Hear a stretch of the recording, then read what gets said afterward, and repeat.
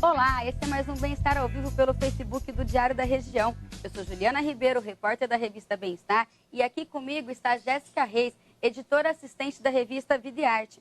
Hoje, os nossos convidados são o coach e neurocirurgião do Centro do Cérebro e da Coluna, Eduardo Silva, e a psicóloga junguiana Karina Rodrigues, fundadora do Instituto Ânima. O tema é depressão, o mal do século XXI.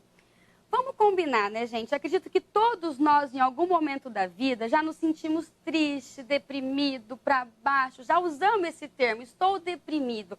Mas vamos saber a diferença do que é ter momentos de tristeza e realmente o que é depressão, que é uma doença e é séria. Primeiro, eu gostaria de agradecer vocês por terem aceitado o nosso convite, estar aqui conosco hoje para bater esse papo, esclarecer a dúvida dos nossos internautas. Eu queria que vocês me falassem o que realmente está acontecendo para ter esse número elevado de pessoas com depressão. Nós estamos vivendo um boom dessa doença, né? Sim, tem a questão neurológica, né, que o doutor Eduardo vai poder falar melhor, mas tem o que leva à condição neurológica, né? Porque a depressão doença, ela é um estado físico, né? É uma questão realmente fisiológica, mas o que vai levar a essa doença realmente, quando diagnosticada como depressão, é todo um padrão de vida, todo um comportamento, como nós estávamos conversando antes, o doutor Eduardo estava falando, né? A pessoa reprogramar a vida dela, refazer a vida, porque hoje o grande problema é que as pessoas não estão vivendo, né? Não a vida que elas gostariam. Elas estão num emprego que elas não gostam, elas estão num casamento que já está falido há anos, elas estão criando os filhos dentro de um estresse que elas não gostariam, né?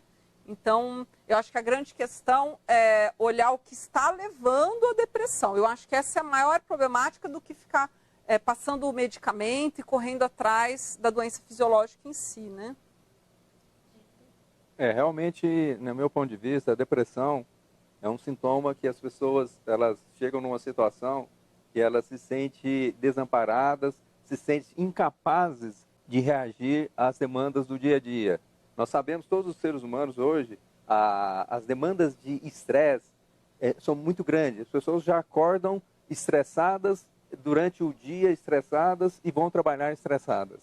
Além do próprio estresse, tem toda uma circunstância, não só no trabalho, em casa, que as outras pessoas também estão estressadas. Então, são uma somatória de fatores que levam a essa tensão. E com isso, as pessoas têm, na tradução real de estresse, ou elas lutam, ou elas congelam, ou elas fogem. E hoje, como elas vêem numa situação que elas não têm armas que eu falo psicológicas, psíquicas, para enfrentar a realidade, o que elas fazem? Ou elas congelam, ou elas fogem. Ou elas congelando, ou fugindo, elas entram num estado de angústia, de tristeza, e isso carreando para a depressão. E normalmente as pessoas deprimidas, elas estão no passado. Elas estão sentindo culpas, remorsos, estão regurgitando pensamentos, acontecimentos, e principalmente esses acontecimentos que os levaram a refletir e permitiu com que elas chegassem à conclusão que a energia, a força para reagir a essas circunstâncias não era suficiente. Então as pessoas congelam, imobilizam, ou no caso fugir, e com isso elas deixam de pôr o foco na solução e fica remoendo um foco no passado. E isso vira um círculo vicioso. Esse círculo vicioso, quando não ajudado, a pessoa não procura um terapeuta, não procura um médico, normalmente ela não tem energia suficiente para sair dessa situação. E, infelizmente, é o mal do século XXI. Há vários trabalhos da Organização Mundial da Saúde mostrando que até o 2020 vai ser a segunda ou a primeira situação de procura em saúde pública no mundo. Isso que ele falou é extremamente importante, né? As pessoas vivendo realmente no passado, angustiadas com coisas que não resolveram, né? Como eu disse, estão no casamento, sentem que estão vivendo uma vida que não são dela, né? Que não é dela. Karina, mas assim, às vezes num casamento você consegue perceber que ele não está te fazendo bem, você não consegue ter atitude para encerrá-lo. Mas viver do passado, ficar amargurando isso, é o subconsciente. A pessoa, ela não pensa assim, hoje eu acordei, nossa, vou ficar relembrando, nossa, mas eu era tão feliz ali. Às vezes tem momentos, flashes que levam ela para aquilo e naquele momento ela fica cozinhando aqueles episódios e isso ela vai entrando já nesse ciclo de depressão. Não, é até pior do que isso, né? Porque muitas vezes, do jeito que foi falado, né, você falou agora, parece que a pessoa está pensando naquilo, né? E muitas vezes está a nível totalmente inconsciente.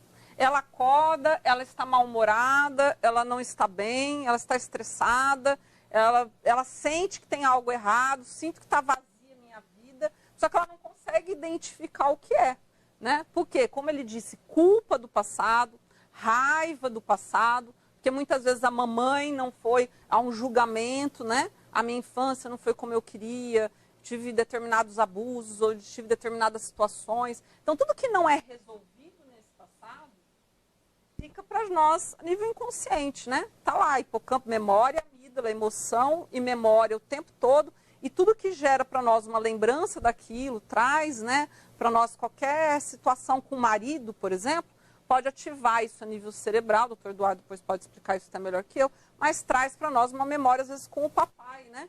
E isso fica remoendo. E como ele disse, isso vai levando para uma situação, as pessoas precisam entender que estar triste um dia, isso eu fico, eu tenho certeza que todo mundo que está nessa sala tem um dia que não está muito legal, né?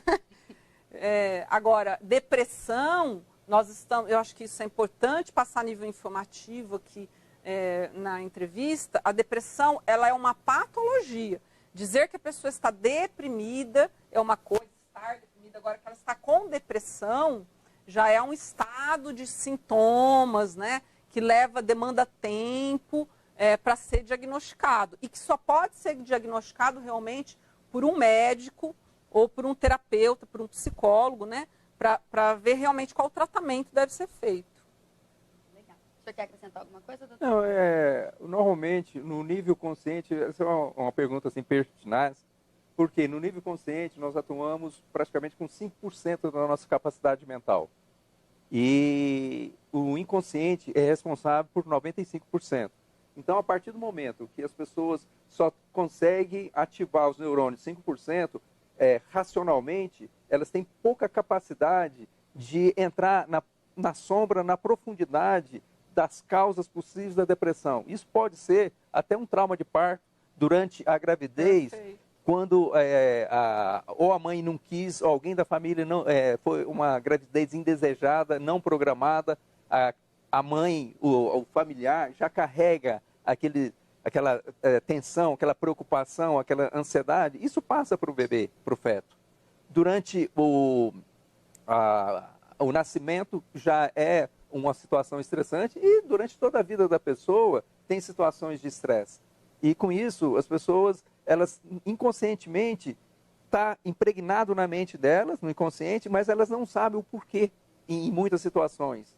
E por isso que elas entram num círculo vicioso, estou deprimido, uma tristeza, assim, começa normalmente a tristeza profunda, uma angústia, e a depressão, e as pessoas rodam e não conseguem sair. E realmente precisa de ajuda de terapeuta, de médico, muitas vezes até de medicamento, quando é uma depressão mais séria, mais severa, mais grave, para poder sair daquele quadro e, inclusive, ter condições de enfrentamento dessa situação. Complementando essa questão do medicamento, que o doutor Eduardo colocou tão bem, a grande questão o medicamento é algo muitas vezes necessário em alguns casos, mas ele ele é momentâneo, não é uma coisa que tem gente que toma a vida inteira, fica muito dependente. É importante dizer, né, que nem o doutor Eduardo faz o coaching, tem a terapia, buscar ajuda para encontrar a causa o que está ocasionando aquela tristeza, né? Qual é a verdade? Como ele falou, 5%. A gente não sabe o que está lá dentro. Então, realmente buscar saber o que está lá dentro da minha mente para buscar ajuda. E como que eu posso me policiar, começar a olhar e ver assim, hoje eu acordei triste, vocês dois já disseram, é normal, todo mundo tem um momento de tristeza, todo mundo às vezes está para baixo, tem um dia ruim, briguei no trabalho, briguei com o marido, o filho tirou nota baixa, aquele monte de problema que pode acontecer na vida de todo mundo. Quanto tempo? Existe um tempo assim que a pessoa pode realmente analisar? Nossa, já faz um dia, 2, 3, estou chorando à toa, não tenho vontade de sair da cama. Como que a pessoa começa a perceber? São esses os sintomas da depressão? Quais seriam os sintomas mais fáceis para poder diferenciar o que é uma tristeza normal do dia a dia, que todos nós podemos ter, de uma depressão que precisa de um auxílio, de uma ajuda médica? Normalmente a tristeza, isso é uma situação normal. É uma emoção que acontece no dia a dia e normalmente ela deve ser assim, enfrentada e dissolvida rapidamente. Tem pessoas que podem ficar tristes alguns dias, semanas. Agora, a partir do momento que essa tristeza começa a aprofundar, entre aspas, e entrar num nível de depressão, então as pessoas elas não têm reação para poder sair dessa situação emocional. A tristeza normalmente deveria ser rápido. Eu estou triste porque meu time de futebol perdeu, porque aconteceu alguma situação desafiante. Largou do relacionamento. Mesmo relacionamento, qualquer fator. Então, só que a tristeza é dissipada rapidamente. Agora, a depressão fica no fundo do poço, a pessoa, e ela não vê saída. É igual ela está no fundo do poço e não vê uma luz, está num túnel e não vê uma luz. Então, ela só vê escuridão e ela entra num processo desse círculo vicioso negativo, que nós poderíamos dizer. Não só negativo, como repetitivo. Elas ficam focadas no problema. Por exemplo, o problema, imagina que está desse lado. Então, e a solução desse lado. O que acontece isso no dia a dia, na nossa prática de atendimento das pessoas? As pessoas, elas queixam, eu estou com dor, estou com dor, estou com dor, estou com dor, estou com dor, estou com isso, estou triste, estou ansioso, estou deprimido. Aí, o que cabe a nós? A solução do seu problema está do lado de lá, está oposto. Então, você tem que fazer atividade física, você tem que refletir o que está acontecendo, você tem que ser mais comunicativo. Às vezes, uma falta de uma comunicação elaborada pode agravar uma depressão. Tem que fazer atividade física, tem que alimentar bem, você tem que meditar. Então, tem várias situações que ela sai do problema, ela sai da depressão para uma vida normal. Só que, infelizmente, as pessoas, elas focam só no problema. E mesmo que alguém fale para elas a solução, elas não acreditam, ou elas não têm força, não têm energia, não têm disciplina e muitas vezes não têm vontade de mudar. E vou até mais longe. Muitos dos pacientes que nós atendemos, isso a Karina pode confirmar, eles entram num estado de acostumar com o problema, que se mostrar a luz, igual ele está na escuridão, se mostrar a luz, ofusca. Então ele não quer sentir bem. Apesar de eu ser junguiana, vou usar um termo freudiano, né? Eles têm um ganho secundário, muitas vezes, com a depressão. O que é o ganho secundário? Nunca ninguém me dava atenção, nunca ninguém conversava comigo, mas eu percebi que eu estava triste, todo mundo correu, né? Um amigo chamou para jantar, parece que daí uma pessoa que me perturbava não me perturba tanto, né? Então, meu marido que me traía, parece que ele está mais quietinho lá dentro de casa, né? Então, as pessoas, infelizmente, e muitas vezes, não estou falando que parece que é uma coisa pensada, e não é. É uma coisa, às vezes, até inconsciente. Ela percebe que ela ganha com aquela tristeza, com aquele vitimismo. Às vezes, esse vitimismo também, aqui isso é muito complexo. Pode ser um vitimismo sistêmico, que a gente diz, né, da família, né? Mas, realmente, isso que ele falou é perfeito. A pessoa fica na desesperança. A grande característica, aquela tristeza, aquela coisa, o que você não pode deixar? Sentiu que faz dias, faz semanas, algo pode ter, inclusive, gerado essa depressão, esse sentimento, um término de um relacionamento, um desemprego. É buscar ajuda o mais rápido possível. Buscar realmente ocupar a mente. Como ele diz, meditação, atividade física. Mas eu fiquei desempregado. Vai fazer um voluntariado, vai se mexer, né? Mas eu não consigo. É não cair na desesperança. Quando você vê que você falar nada vai adiantar, não vai dar certo, é a hora que você tem que correr realmente. E ver o que você está ganhando. A depressão é uma coisa séria, não é, muitas vezes a gente percebe dentro do consultório algum marido, alguma esposa falando que aquilo é sem vergonhice, né? Isso não existe, depressão não existe. Depressão existe, é fisiológico, é algo cerebral. Mas é importante que o paciente se questione, o que eu estou ganhando com essa depressão? Né? É saber até que ponto. Até que ponto isso não está tendo um ganho secundário aí. Entendi. E eu queria que vocês me falassem uma outra situação. Existe essa possibilidade das alternativas que o doutor deu para tentar sair da depressão. Vamos lá, vamos fazer atividade física, vamos mudar a alimentação, vamos se mexer, como a Karina falou. Dá para prevenir? São essas atitudes que a pessoa tem que ter? A mesma para sair, se eu tivesse feito ela antes, eu poderia nem entrar em depressão nunca. É essencial, né? A prevenção, né? Então, cita pra gente quais seriam as certeza. atitudes da prevenção. Uma coisa que eu sempre digo nos meus pacientes, medicamento é o último recurso, não é o primeiro. Só que, infelizmente, a maioria das pessoas querem como um primeiro. Não sente uma tristeza, sente uma ansiedade, já querem tomar medicamento. E eu as oriento, o que você precisa fazer, o que todo ser humano, na verdade, precisa fazer para se sentir bem. Precisa, primeiro, ter energia. Energia se consegue através de duas maneiras. Uma através de movimento, que é a atividade física. E a outra através de meditação. Então tem que ser nos dois extremos. Movimentar e acalmar. Tem que ter esse balanço no corpo. Outro fator importante também é a alimentação. Hoje já é conhecido por pesquisas recentes que vários tipos de alimentação levam a um processo inflamatório do corpo todo e também do cérebro. Normalmente, o que é a inflamação do cérebro? A inflamação do cérebro, o tecido cerebral, ele é indolor. Ele não tem as mesmas reações inflamatórias. Por exemplo, alguém leva uma pancada, então o rubor, a vermelhidão, o calor e dor. O cérebro, ele é silencioso, ele não apresenta isso.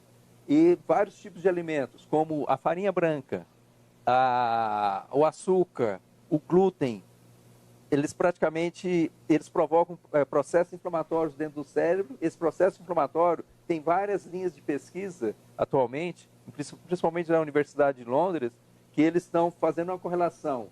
Aumentou o nível de depressão, aumenta o nível de leucinas, interleucinas e fatores anti-inflamatórios.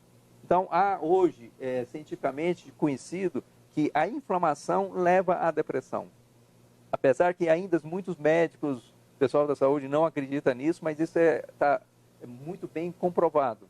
Nos estudos europeus isso é bem forte já. Aqui no Brasil ainda não é tão. Mas meus pacientes devem estar rindo, achando que eu que pedi para você falar, porque eu falo para eles. Não é que não. Eles falam, mas você faz yoga e come carne? Eu falo, não é a carne, gente. É a farinha e é o açúcar. Isso daí é que é o grande problema. Deixa eu perguntar, vocês falaram do açúcar. A mulher normalmente quando está na fase da TPM, ela se sente às vezes mais triste, mais angustiada, tem aquele... e parece que o açúcar dá aquela sensação de prazer, que a vida volta a ser feliz, né? Engana, então? Não, é real. Não, é real. Mas depois vem... Porque o açúcar, mesmo o chocolate, eles são extremamente energéticos, né, calóricos. Então, eles promovem as pessoas estão com baixa energia. Então, elas precisam de energia. O açúcar é energia imediata. A glicose já entra na circulação imediata, vai para o cérebro, dá energia. Mas ele funciona como as outras drogas, a cocaína, a maconha ou qualquer outro entorpecente, álcool. Ele dá uma energia imediata, mas depois tem um efeito rebote. E o açúcar, principalmente o açúcar refinado, na verdade, todos os tipos de açúcar, eles têm energia, só que eles são antinutrientes. O que é isso? Eles tiram os nutrientes do cálcio, tiram nutrientes do coração, cálcio, magnésio, potássio, para o funcionamento normal dos outros órgãos, para fazer um metabolismo, para fazer uma base para esse açúcar ingerido, então ele danifica os outros órgãos. Essa que é a grande questão, além de aumentar o índice glicêmico. O índice glicêmico aumenta a produção de insulina e isso aí, se a pessoa ingerir muito, durante algum tempo, pode ir provocando uma resistência à insulina e com isso as pessoas podem entrar em fase de diabetes. Tanto que muita gente, é interessante informar isso aqui, que muita gente que chega no consultório com síndrome do pânico, diagnosticado, tomando remédio, faz 10 anos que eu tomo remédio, eu não saro da síndrome do pânico. Quando a gente pede uma curva glicêmica, o que ele tem é a resistência à insulina. Quando ele come açúcar, né, ele tem, esse que ele falou, o açúcar vai elevar o nível, mas vai elevar o nível de insulina, e é uma queda brusca e a hipoglicemia, onde os sintomas são taquicardia, tremor, sensação de confusão mental, né? Então é interessante que o açúcar ele também provoca, por conta dessa resistência, que hoje está extremamente comum, né? Antigamente a gente quase não ouvia falar nisso, mas hoje as pessoas fazem curva glicêmica, muitas pessoas têm, né? Essa resistência à insulina faz com que ela, ao ingerir o açúcar, passe mal. Então é interessante, você que está assistindo, que passa mal, que tem, pedir, ir ao médico, porque às vezes ficamos tomando remédio e não sabe o que tem, né? Achando que está tratando uma coisa, seria um outro problema. Estamos transmitindo mais um Bem-Estar ao Vivo, direto do Facebook do Diário da Região. Curta, compartilhe nossa transmissão e deixe suas dúvidas para os nossos especialistas. O tema de hoje é depressão, mal do século XXI. Quero agradecer aos internautas que estão deixando seus recadinhos aqui pra gente. Tem muitos comentários, temos desabafos, temos várias perguntas também. Bom, uma delas... O programa vai durar uma semana. Você vai ajudar o internauta, vamos ficar por aqui. É pouco. É muita informação. Muita. Uma das perguntas é da UD. Ela quer saber sobre os idosos, né? Como que é a questão da depressão com os idosos?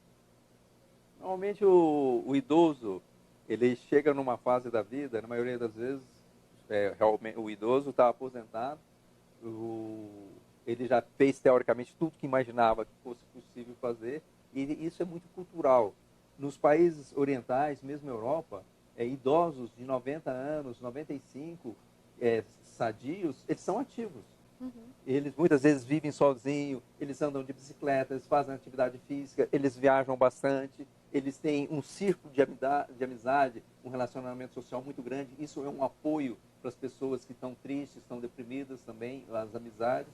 E enquanto aqui nos países ocidentais, principalmente no Brasil, as pessoas muitas vezes chegam a 60 anos, 65, já estou velho, eu já não sirvo para nada, já não tem trabalho, mesmo que tenha aposentado. Quando eu encontro essas pessoas, falo, se você não precisa de dinheiro, se precisa de dinheiro, procura um outro tipo de trabalho para complementar a renda. Uhum. Agora, se você é autossuficiente, não precisa de dinheiro, faz um trabalho voluntário. Aqui em Rio Preto, só no Hospital de Base, nós temos mais de 400 voluntários. Tem a MIC da criança com câncer e problema cardíaco, tem essas São Judas, Alarme, então tem N entidades que está precisando, não precisa ser um trabalho físico. Um idoso que vai lá conta uma história para uma criança, ou uma experiência da vida dela. O que ela faz? Ela está ganhando, porque ela está se sentindo útil, ela está produzindo ocitocina, que é um dos neurotransmissores que mais dá paz, amor, alegria, e com isso ela está ajudando outras pessoas. Então, independente da idade, eu não vejo assim, idoso já não serve para nada. É o contrário. Na minha opinião, enquanto a pessoa enxergar, respirar, ela pode ser útil, independente da situação. É ocupar mente e corpo. É lógico. E outra coisa, ser útil. É o que eu falei, está precisando de dinheiro, arruma um trabalho. Não está precisando, ajuda. Certo. Temos mais perguntas aqui. Quer complementar? Não, imagina, olha. Eu tenho um desabafo aqui da Vanessa Imperial Barbosa. Eu tenho depressão e não consigo sair dela. Tenho altos e baixos todos os instantes. Meu marido já não me entende mais, não tenho ajuda de ninguém. Alguém me ajuda, por favor. O que vocês podem falar para ela sair dessa situação? A primeira pergunta é se eu não tenho ajuda de ninguém, é que a gente não tem informação, né?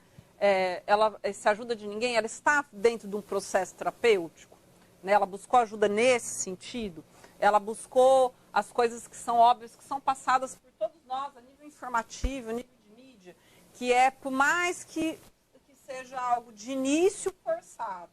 Porque todo paciente fala, eu estou indo caminhar ou estou indo correr forçado. Depois da segunda, terceira semana, é tanto neurotransmissor maravilhoso que é liberado lá que você não consegue ficar sem. Né? Quem faz atividade física sabe, não consegue depois de um determinado tempo.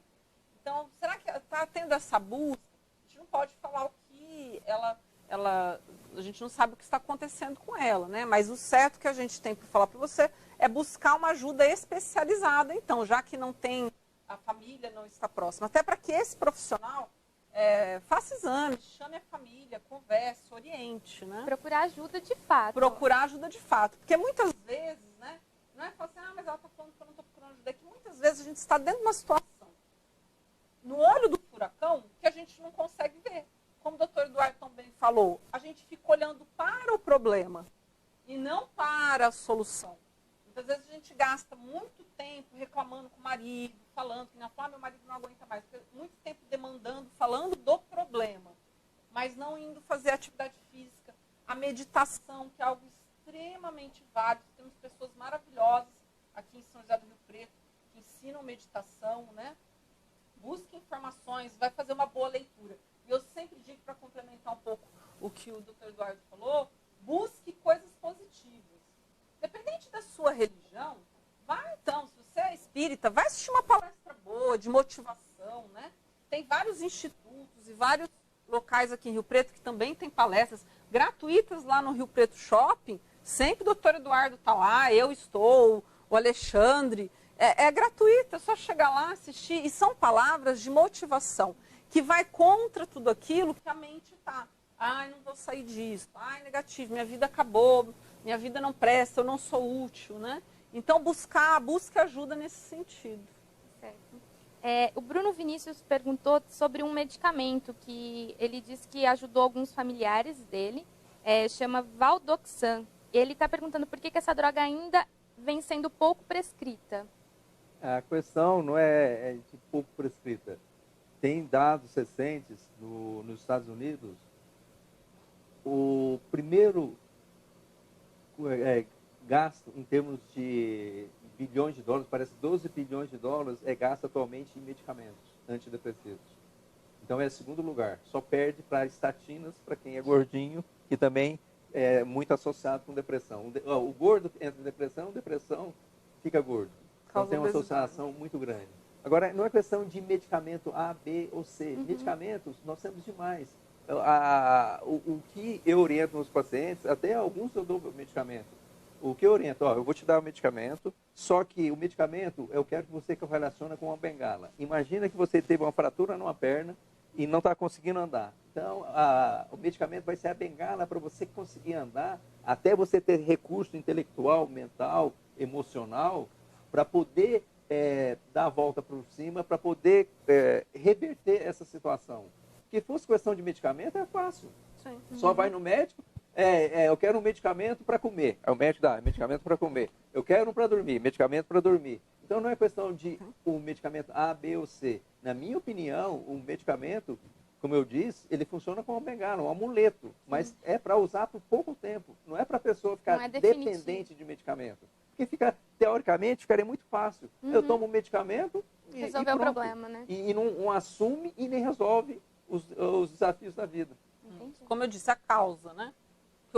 Como a moça antes, acho que a Vanessa perguntou, qual é a causa? O que está me levando a ter essa tristeza? Ela nunca é gratuita. Ela não veio do nada. E como o doutor Eduardo falou, às vezes é uma coisa que você não consegue resolver sozinho.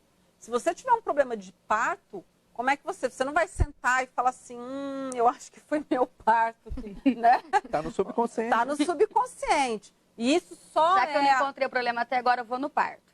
O não parto, dá, certeza. Não dá. E muitas vezes a gente brinca que a nossa vida psíquica é como uma cebola. Você vai e arranca uma camada, eu descobri que o meu problema é X. Na hora que você tira aquilo, você descobre que tem um Y lá dentro. Então você tem que ir buscando, não que a gente vá viver buscando os problemas, mas buscando as soluções. Por isso que a meditação é algo extremamente recomendada, muito mais que Valdoxan, qualquer outra coisa. A família inteira deveria usar meditação, deveria usar caminhadas, né? E a busca realmente pelo profissional. Porque, por exemplo, num caso desse do parto, né? Pelo menos pelo que eu conheço pouquíssimas técnicas, como o BMT, como a hipnose, que são capazes de localizar. E isso só um profissional pode te ajudar. A Elisângela também está perguntando se a ansiedade muito forte é indício de depressão. Ou são problemas diferentes? Na verdade, a ansiedade é o oposto da depressão. A depressão, como eu disse, a pessoa está pensando, está aqui no passado. E a ansiedade é o futuro. Então, elas estão em locais opostos. É lógico, se a pessoa entra num ciclo tão acentuado de ansiedade, que ela não vê como resolver uma possível solução daquele desafio, ela vai se encolhendo e realmente leva à depressão. Mas no início, elas são ciclos opostos. Agora, numa intensidade ou a não resolução dessa ansiedade, pode levar à depressão. Entendi. O senhor já falou, doutor Eduardo, que até 2020 a depressão, se não for a segunda, vai ser a primeira doença, né? Hoje nós temos mais de 120 milhões de pessoas com depressão no mundo, né? Pelos dados que nós levantamos, e só no Brasil tem 17 milhões de pessoas, 17 milhões de pessoas, sendo que aproximadamente 850 mil morrem por ano por causa da depressão, de acordo com os dados da Organização Mundial de Saúde. E eu queria que vocês me falassem, nós podemos considerar a depressão um problema de saúde pública? Está na hora de ser resolvido isso? Já passou da hora. Realmente é uma endemia e epidemia, porque a depressão, em termos assim de condição física, condição clínica, ela anula muito a energia da pessoa. Então, ela leva a doenças. Eu, particularmente, conheço várias pessoas que, depois que entraram em depressão, elas tiveram câncer. E isso tem vários trabalhos mostrando que a mulher, quando ela tem algum fator emocional muito importante, principalmente relacionado ao cônjuge, pode ser um divórcio, uma morte ou qualquer outra situação, há uma chance maior dela desenvolver câncer de mama. Isso são vários trabalhos que publicaram isso, e isso é real. Então, tem uma correlação muito grande a depressão levando a doenças e as doenças levando a depressão. Então, elas se encontram num determinado nível, e se não for trabalhado tanto o tratado a depressão, a parte, a doença, a parte física, quanto a depressão, a parte psíquica, e se não for tratado as duas simultaneamente, isso entra num círculo de crescimento assustador. E, como você falou, é uma preocupação pública, de saúde pública. Por isso que é importante o governo, em todas as suas esferas, dar condições de saúde, não só de saneamento básico, mas também de um saneamento psicológico, um saneamento mental. Sim, projetos, né? Tanto que nós estamos terminando janeiro, teve janeiro branco, né? Assim como tinha outubro rosa, novembro azul, só comparando que você falou que é um problema de saúde, né? Assim como teve campanhas de câncer, teve o janeiro branco agora, onde nós fizemos inúmeras palestras informativas, folders foram lançados para a população. Então, realmente, o investimento que deve ser feito nisso, complementando o que o doutor Eduardo falou, vai nos poupar, não vai ser um investimento, não vai ser um gasto, né? O que nós vamos poupar de dinheiro, dando recursos para a população, como palestras, como atendimento psicoterapêutico, meditação gratuita, programas de caminhada ou de pedalada, vamos chamar assim, de andar de bicicleta. Isso tudo vai reverberar no futuro com uma imunidade maior. Então, menos casos de suicídio, menos casos de câncer, menos casos de gastrite, que é uma doença extremamente psicossomática, colite, enxaqueca, que você vai no hospital hoje, a quantidade de pessoas que estão lá, né, gastando medicamentos, recursos, não só privados como públicos, mas que não são problemas que a gente pode dizer que são problemas fisiológicos. São fisiológicos, obviamente, mas a origem dele veio justamente da tristeza, da depressão, da ansiedade, né? Karina, essa campanha Janeiro Branco, ela é recente, né? Acho que ela tem uns 3 anos. Ela tem uns 3, 4 anos. Isso. Acho que esse é o 4º ano, se eu não me engano. Mas esse ano realmente impulsionou. Que ela teve, esse ano eu também vi, esse ano foi o ano que ela mais apareceu, mais bateu em cima da campanha. O quanto isso é benéfico falar abertamente desse assunto? Porque algumas pessoas ainda acreditam, depressão é fraqueza, depressão é porque, o doutor Eduardo já falou isso, a pessoa não quer se ajudar, não quer sair daquilo, ela gostou daquele estado.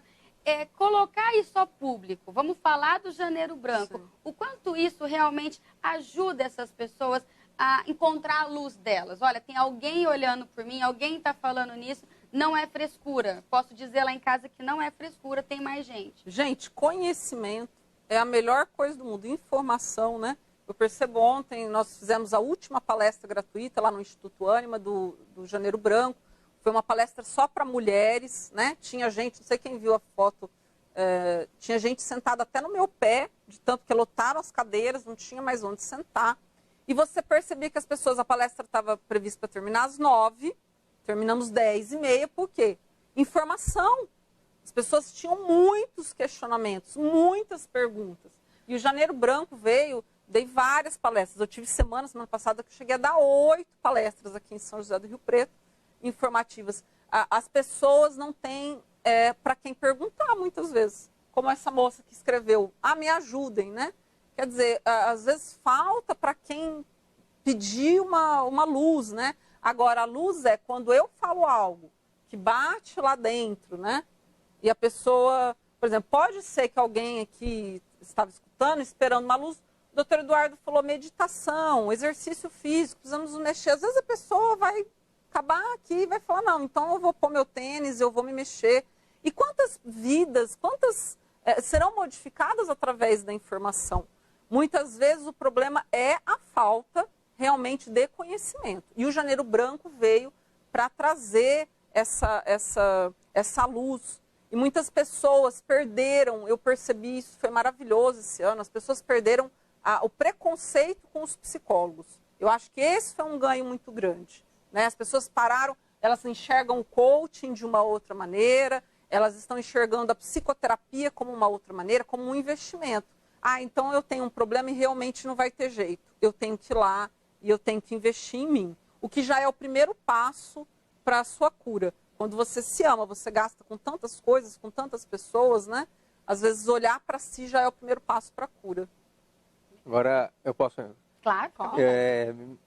Ver a memória aqui, o que a Karina falou, as pessoas, elas gastam no shopping, elas gastam com roupa, elas gastam com vestido, com joia, com outras coisas, e elas não investem na qualidade de vida. Elas investem no material e não investem no emocional, no espiritual e no mental. Nem dinheiro, nem tempo. Né? Elas ficam 1 hora no Facebook, mas eu não tenho tempo de fazer uma aula de dança. Nem de meditar, fechar os olhos e ficar quieto. Isso. Que não custa nada, custo zero. Custo zero. Nós falamos da depressão já para o idoso, o senhor já pontuou. Hoje em dia tem muita criança jovem também indo aos consultórios por depressão? Infelizmente, o aumento, eu não tenho assim, estatística no momento, mas eu já li vários artigos. Infelizmente, está aumentando muito a depressão em crianças, inclusive com riscos e efetivos de suicídios, porque normalmente, no mundo atual, o pai está trabalhando, a mãe está trabalhando, tem muitas crianças ainda que não têm escola, recursos para ficar o dia todo. Eu conheço várias famílias que menos prósperas que o irmão mais velho, tipo assim, de 10, 12, 13 anos, cuida de 2, 3 outros irmãos. Então, eles não têm uma assistência e não têm um apoio durante as 24 horas do dia. Então, a mãe está trabalhando, o pai está trabalhando, e essas crianças, elas se sentem muitas vezes desmotivadas, elas têm um desafio, elas não veem solução, e também tem o que nós não podemos, que nós temos que lembrar, o próprio bullying na escola. Se uma criança é gorda, se ela é magra, se ela é baixinha, se ela é alta. Então, vários fatores, se ela está com um celular novo, diferente, se ela está com o sapato rasgado, a calça rasgada, então ela está sendo vítima de bullying. E como ela não tem condições de enfrentamento, o que elas fazem? Elas se retraem. E elas se retraindo, elas entram em depressão. Então, isso, infelizmente, tem aumentado muito e muito e muito. Doutor, e essa retração, não dá para a gente culpar os pais, claro, porque assim, mas ao mesmo tempo parece que essas crianças, elas não encontram como se abrir. É vergonha de contar para os pais que os amigos estão tratando ela de tal maneira na escola, ou dela ser apontada. Parece que essas crianças levam isso durante anos até dizer assim. Eu vi recentemente um caso onde a criança disse que aos 7 anos ela começou a sofrer bullying de algumas amigas na escola. E ela só teve coragem de contar para a mãe aos 14. Então, assim, essa criança, eu imagino que um tratamento para essa criança depois, de 7 anos sofrendo essa angústia, que não tem essa proximidade, às vezes pelo fato dos pais estarem trabalhando? Será que os pais também estão perdendo, não estão colocando um tempinho de olhar para essas crianças e ver se tem alguma coisa errada? Por que guardar 7 anos? Isso deve fazer muito mal para uma criança. Por quê, Karina? Ah, que ela falou, doutor. Normalmente, essas crianças, como nós comentamos, o contato com os pais tem sido pouco. Normalmente, tem pais que sai de casa, a criança está dormindo, chega em casa, a criança está dormindo. Então, o contato é pouco e nós temos que analisar 2 fatores. Primeiro, é um despreparo da maioria dos pais. Se os pais estão estressados, se eles estão angustiados, se eles estão tristes, se eles estão deprimidos, como que uma pessoa deprimida pode ajudar outra deprimida? Entre aspas. E a outra situação é questão de diálogo, não é só de tempo. Quando que o pai, eventualmente a mãe, para de ler um jornal, de assistir uma televisão, de ficar no WhatsApp ou outra coisa, para dar atenção para o filho quando o filho está em casa? Então está havendo um distanciamento muito grande e público notório. Às vezes uma família está numa mesa de jantar, cada um está com o celular, eles conversam, né? Eles veem imagens nos Estados Unidos, na China, em qualquer lugar do mundo e não olham no olho do pai e da mãe. Então, no meu ponto de vista, esses 2 fatores, um é o distanciamento e outro é o preparo. Eu concordo plenamente. Acho que não está tendo contato nem físico, nem emocional dos pais. Você percebe que as crianças não estão mais aprendendo porque os pais estão perdidos, né? Vou usar até um termo sistêmico de Bert Hellinger, os pais estão perdidos na própria história deles. Então, eles estão perdidos no estresse deles e eles não estão conseguindo, porque hoje em dia, ainda socialmente, infelizmente, o que a gente vê, as pessoas têm filhos, tanto que a mulher está tendo filho cada vez mais tarde, por uma questão convencional, porque é normal se casar e ter filhos. Então, as pessoas estão se casando e tendo filhos para cumprir, muitas vezes, o protocolo. E na hora que, gente, ter filho é uma coisa extremamente séria, né? Não é protocolo, né? Não. Tem gente que fala, Karina, você só teve um, você é tão maternal. Eu falo, eu tive tenho uma, mas ela foi criada com tudo que ela tinha direito, de chantá-la com 1 mês até hoje. Meditação, beijo, abraço e historinha e conversar e quando ela precisa, porque, gente, criança demanda tempo, né? Você que tem a Pietrinha, né? Não é, amor? Criança precisa de carinho. A gente tem que pensar na criança como algo que está se desenvolvendo. Ela precisa de alimento. E o alimento não é só o alimento físico. É o alimento mental, é o alimento espiritual, respeitando a crença de cada um, né? Um alimento emocional, de sentar, de olhar e ver, né? A criança, ela se desenvolve através do olhar dos pais. Isso é muito importante dizer. Você tem que olhar para o seu filho, você tem que vê-lo. E essa menina que sofreu 7 anos bullying, não estou criticando a mãe, mas houve uma mudança de comportamento. Por mais que ela escondesse e retraísse, você concorda que justamente ela ficou retraída? Né? O olhar clínico da mãe, gente, eu sou mãe. A filha respirou diferente, a gente percebe, a gente sabe antes que vai ficar doente. A gente já olha, né? Não sei se você já teve isso, Capeta. A gente olha e fala assim, eu acho que ela vai ficar doente, né? As mães, tudo mãe de nada, a gente já sabe. Por quê? É o cheiro, é o jeito de olhar. Se a gente está olhando para o nosso filho, a gente está vendo o que está acontecendo com ele. Está faltando isso, né? Vamos olhar menos para o celular e mais para as crianças. Exatamente. Eu sei que está difícil, né? Mas isso, inclusive, é comportamental. Apesar de eu não ser comportamental, desligue. Vai viajar com os filhos. A gente estava até conversando isso antes de começar. Desinstale, isso eu estou falando que eu faço, quando eu viajo, desinstale o Facebook do seu celular. E veja a diferença e depois você nos diga. Porque você não vai lá, não tem. Então, corte o seu comportamento. Estamos transmitindo mais um Bem-Estar ao vivo, direto do Facebook do Diário da Região. Hoje o tema é depressão, o mal do século XXI. Continuamos com muita participação aqui dos internautas. Temos mais perguntas da Brandila Corradini. Quando uma pessoa chora por qualquer motivo, é um sintoma de depressão? Tem que ver qual é esse motivo. Isso é um motivo sério. Se a pessoa chorar porque o Corinthians, Palmeiras, qualquer outro time perdeu, não é um motivo sério. Porque isso é uma coisa Já é corriqueiro, fora, né, corriqueira. E é normal, né, perder. Agora quando a pessoa chora e chora com emoção, porque ela está sentindo uma situação que ela está sendo incapaz de solucionar, aí sim pode levar à depressão. Começa a Então ficar... tem que ver o porquê que ela está chorando. Aí é preocupante. Se realmente esse choro é um choro de sentimento, um sentimento real, e a pessoa se sente incapaz, se sente impotente, se sente sem energia para solucionar essa situação, aí leva à depressão. Agora, chorar porque o Corinthians, o Palmeiras perdeu, não.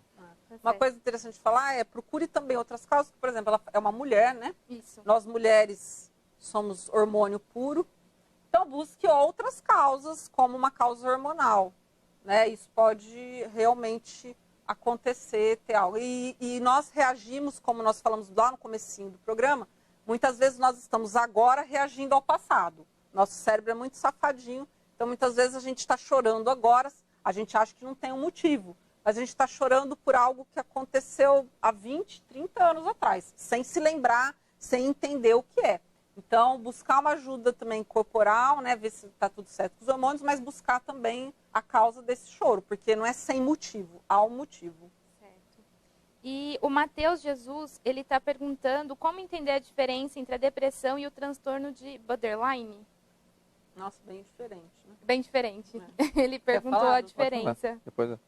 O borderline, ele tem realmente as emoções à flor da pele, mas o borderline, ele é um transtorno de impulsividade, né? Nós percebemos vários outros sintomas. O que acontece muitas vezes é que pode haver uma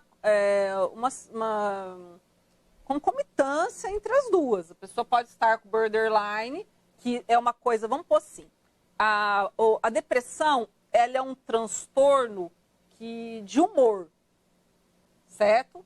Então, eu estou triste. O borderline, ele é um transtorno de personalidade. Eu não sei reagir às coisas. Eu reajo de uma maneira impulsiva e de uma maneira descabida. Então, realmente, mas só que o depressivo, por exemplo, ele quer ficar no quarto muitas vezes, ele chora, ele não tem vontade de fazer nada. O borderline é aquela pessoa que muitas vezes bebe demais, faz um uso indiscriminado de entorpecentes, é uma pessoa reativa, então ela chega a ser agressiva, né? Então alguém fala alguma coisa para ela, ela bate, né? Então são coisas realmente bastante diferentes, um transtorno de humor e outro de personalidade. Falando nas... Em resumo, a depressão encolhe, o borderline expande. Explode, né? E explode. Um implode, inquieto, e o outro explode. Então, inclusive, o suicida, muitas vezes, é o borderline, né? Ele não sabe reagir às situações. Não a depressão. Não. Falando nas diferenças, né? A Érica Cian também tinha perguntado sobre a diferença da síndrome do pânico e da depressão. Nesse caso, tem alguma semelhança? Também são coisas totalmente diferentes? Não, totalmente diferente. A depressão, como nós estamos conversando, a depressão a pessoa encolhe. Ela deixa de reagir. Ela é se negativa, tudo tá ruim, tudo fica pensando no passado. Agora o pânico, ele é o assustado. Chega num determinado ambiente, assusta. Então ele tem uma reação também mais explosiva e uma reação de falta de controle, no caso.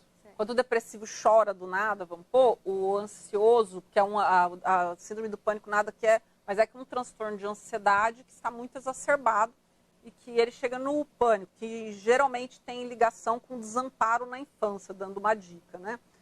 A síndrome do pânico, a pessoa passa mal do nada. Então, ela começa a ter taquicardia, ela começa a ficar preocupada que, eu vou sair com o carro, eu não vou dirigir. Porque e se eu passar mal na hora que eu sair? E se eu trombar o carro? E se acontecer uma coisa negativa? E que isso não é depressão, isso é pânico. E se eu morrer? Por exemplo, uma dor no peito. Daí a pessoa pensa, eu estou infartando. Né? Esse é a síndrome do pânico. Ela leu na internet todos os sintomas, ela já começa a sentir, né? Tô sentindo tudo, eu vou infartar no meio do trânsito. Por exemplo, o depressivo lê a bula e fala, eu não tenho jeito mesmo, vou morrer. Agora o síndrome do pânico lê a bula e fala assim, ai meu Deus, já... Por exemplo, está lá na bula que pode ter uma diarreia, que pode ter uma convulsão. A pessoa já começa, eu estou sentindo, está formigando. tá, é desesperador, é uma situação realmente de uma ansiedade não deveria existir extrema. Na vida dessas pessoas. Nunca. O pânico é o medo da morte. E vai uma dica, aquela pessoa que não está vivendo, justamente quem tem o medo da morte é porque está vivendo um medo da vida, né? De ir para a vida. Que vida eu quero? Eu não quero essa esposa, não, eu não quero esse trabalho, eu quero vender sanduíche natural na praia. Às vezes esse é quem você é. Daí você vai ficar aqui tendo síndrome do pânico o resto da vida. Não julgar quem você é, né? Você é quem você é. Há até uma diferença em termos de atitude corporal e inclusive respiração. O depressivo respira lento e o pânico. Então, um desacelera e o outro acelera o ritmo respiratório e o ritmo também de movimentos, de ansiedade, de preocupação. Ok, questão respondida, então. Sim. Eu vou usar aqui a Marilza, que também fez uma pergunta, já junto com uma outra que eu gostaria de saber de vocês. Ela diz aqui que ela teve uma decepção há um ano, voltou ao lugar essa semana, se sentiu angustiada e parece que o ódio todo retornou. Existem alguns gatilhos que podem trazer de volta esse momento de depressão? Porque depressão pode ser um momento, né? A pessoa consegue, pelo que a gente conversou até agora, se curar. Mas existem gatilhos que podem acontecer. No caso dela, ela voltou ao local e começou a sentir angústia, a sentir raiva. E aí, o que a gente pode falar também? Normalmente as emoções, elas ficam ancoradas no nosso corpo. Então, elas ficam ancoradas em cada célula do nosso corpo. E as emoções, elas são sentidas numa fase inicial, são interpretadas através dos nossos sentidos. Então, através da visão. Então, a pessoa viu alguma cena horrível, um assassinato, uma morte, um acidente, então ela fica com aquela imagem na cabeça. Ela ouviu gritos de pavor, de choro, qualquer outro som, barulho, inclusive músicas, tanto músicas boas quanto músicas más, então ruins, elas ficam através do gosto. Comer uma comida que não fez bem, ou comer uma comida com um paladar saboroso, no cheiro, um cheiro de um perfume, um cheiro de um odor fétido. Então, isso fica ancorado. E além do tato. Um abraço, um frio, um quente. Então, como fica ancorado, e cada vez que a pessoa, se ela não conseguiu elaborar, nesse caso, uma situação de pânico, desespero, de tristeza, se ela não elaborou, normalmente qualquer acionamento dos sentidos se torna um gatilho. Então, toda vez que uma pessoa, por exemplo, vamos supor que ela foi assaltada e alguém apresentou uma arma para ela, pôs na cabeça dela, toda vez que ela vê, mesmo que seja na televisão, ela aciona esse gatilho. E com isso, volta todos os sintomas novamente. Lá dentro do cérebro, a memória fica do ladinho dos gatilhos emocionais, né? Como ele diz, todos os sentidos são ativados quando, né, você sente o cheiro do perfume do ex-namorado, né? Daí você tem uma reação corporal, mesmo sem ver o estímulo real, simplesmente por algo que lembrou. Então, o organismo ele reage sim a uma lembrança. Não que ela vá ficar deprimida de novo, mas ela pode reviver a emoção daquele momento. É algo que é passageiro.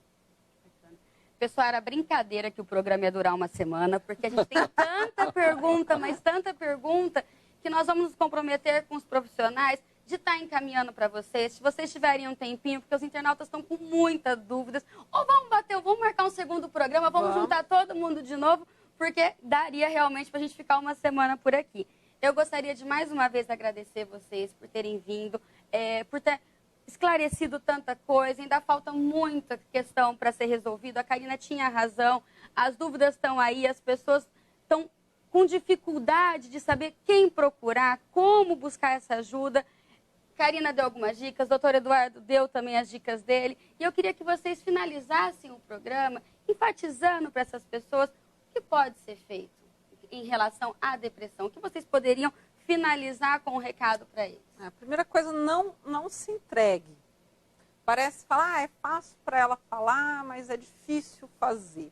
Não se entregue, lute, né? Todos nós temos um guerreiro, uma guerreira dentro de nós. Tanto que a gente falou muito no feminino, eu percebi no programa, né? E a gente justamente Tem muito guerreiro aí, tem muito homem que também está depressivo. Então, busque ajuda.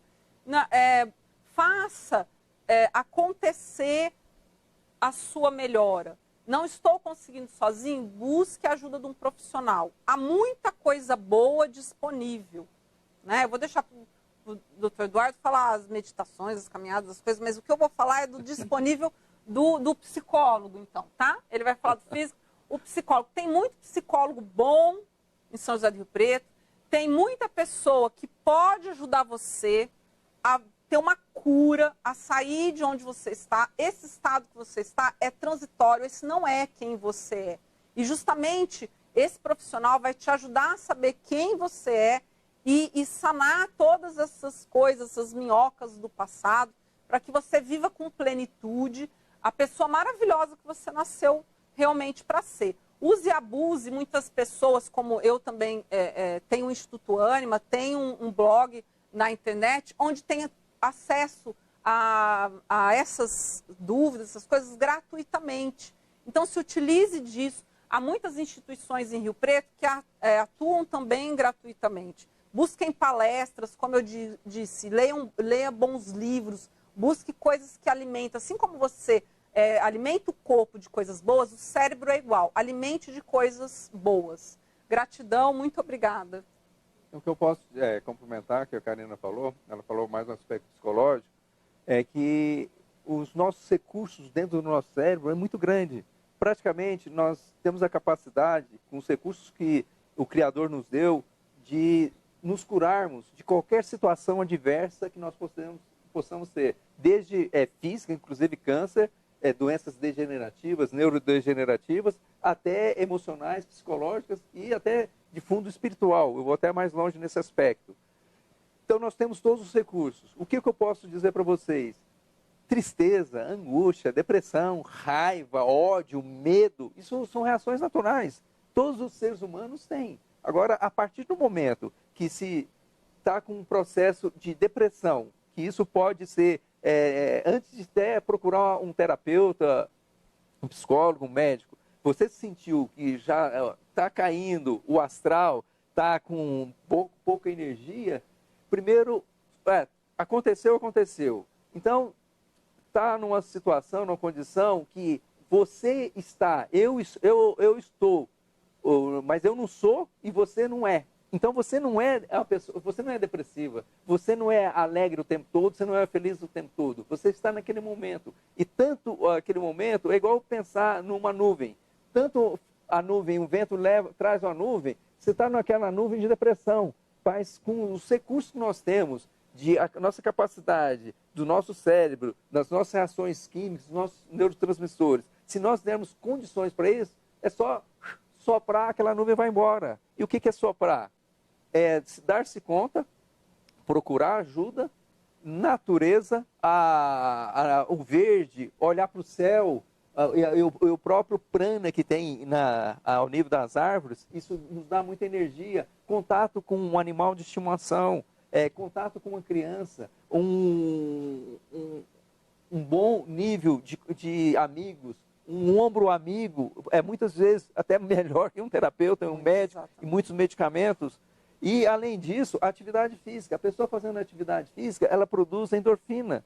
Endorfina é o melhor calmante que existe, é natural. Ela produz, na meditação, dopamina, serotonina, ácido gama-aminobutírico. Ela produz hormônio do crescimento através da meditação, ocitocina. Abraçando uma criança, fazendo um abraço num cônjuge ou em qualquer outra pessoa, se produz ocitocina. Isso é calmante. Então, são situações que nós temos toda a condição de reverter qualquer processo físico, mental, emocional, dependendo, como a Karina está falando, de informação, e eu vou mais longe, de querer mudar. Fácil não é, porque senão não teria tantas pessoas deprimidas. Mas o que eu posso dizer que é possível reverter essa situação de estar lá embaixo, de estar, como eu falei, no problema e procurar a luz, procurar a solução. Mais uma vez, eu agradeço a todos pelo convite e vou até mais longe. Se a Lígia me permitir, só ler isso aqui final de semana, todo domingo, e colocar em prática. eu tenho vários pacientes, por exemplo, depois que, não só a minha matéria, mas matéria de todos os articulistas, quando eles vêm, eles me perguntam como que eu coloco em prática, ou até um feedback melhor, eu coloquei em prática o que foi indicado e eu melhorei minha vida. Então essa é a dica, certo, Lígia? Obrigada, doutor. Obrigada. É isso, eu gostaria de agradecer ao doutor Eduardo, a Karina por ter vindo até aqui. Gostaria de agradecer ao nosso internauta por ter interagido conosco e nos desculpar, porque em 1 hora de programa não foi possível fazer a pergunta de todos vocês. Como eu disse, nós vamos repassar os nossos convidados e, se possível, faremos um segundo programa para que vocês possam continuar tirando a dúvida de vocês.